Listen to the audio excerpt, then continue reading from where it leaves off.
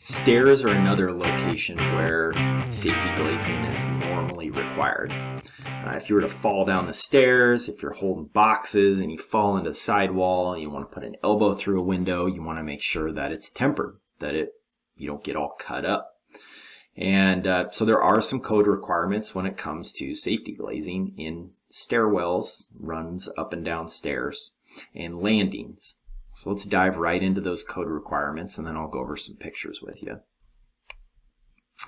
So right here at the bottom, it says glazing adjacent to stairs and ramps. Glazing where the bottom exposed edge of the glazing is less than 36 inches above the plane of the adjacent walking surface of stairways, landings between flights of stairs and ramps shall be considered a hazardous location. So with that being said, let me just hop right over to some pictures. So anything within 36 inches. So if any measurement right off of here, off the nose, which would be the front pointy part of the stairs, any portion of that within 36 inches has to be tempered. So here we go. Obviously, these upper ones right here are above 36 inches. They don't need to be tempered. So if it's like a single hung or a sliding glass window or something like that, where you have a section that's above that 36 inches, you don't need to temper it.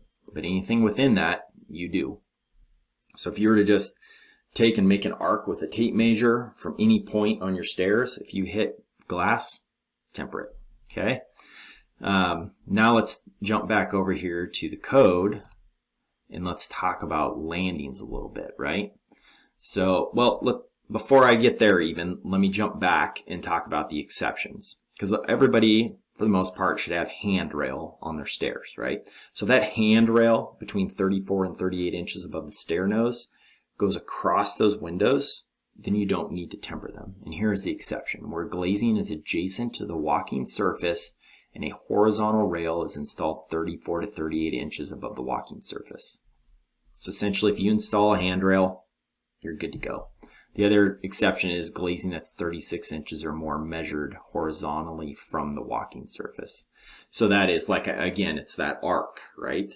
It's that arc. If you put a tape on here and you arc 36 inches, if you can't hit glazing, you're good to go. So if you're in a horizontal plane, you don't need to worry about it. So the same could be true for an upper landing. And that's what I want to dive into landings a little bit more. So if we talk about, we have an upper landing, we have a bottom landing. So upper landings, you're walking up the stairs.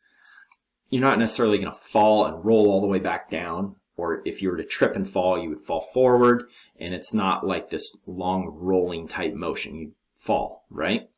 And so at the top of the stairs, on that top nose tread, you're still in that 36-inch arc. That very top where you'd come onto the landing, you're arcing 36 inches. If you hit glazing, temper it, okay?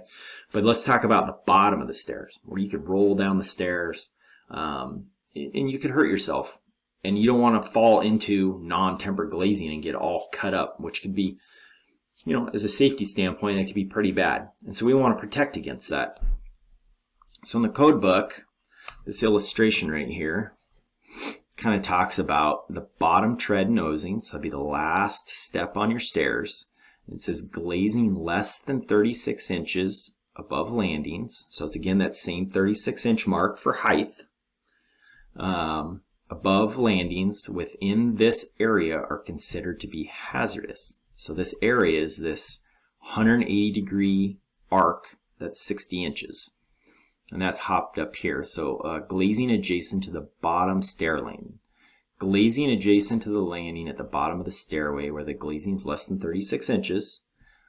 Above the landing and within 60-inch horizontal arc less than 180 degrees. So 180 degrees, 60 inches. If you're within 36 inches of the ground, temper it. Okay? And that would kind of cover, that protect yourself if someone was to fall down and roll into the glass. Obviously, any windows that are up high, they're above 36 inches, you don't need to worry about them. That should cover the basic concepts as far as safety glazing in a stairwell. Like I said, if you got a handrail that runs across it and protects it in that 34 to 38 range, you can get away with not having to put up or put in safety glazing or tempered glazing for the type. Hopefully that'll help you out with stairwells.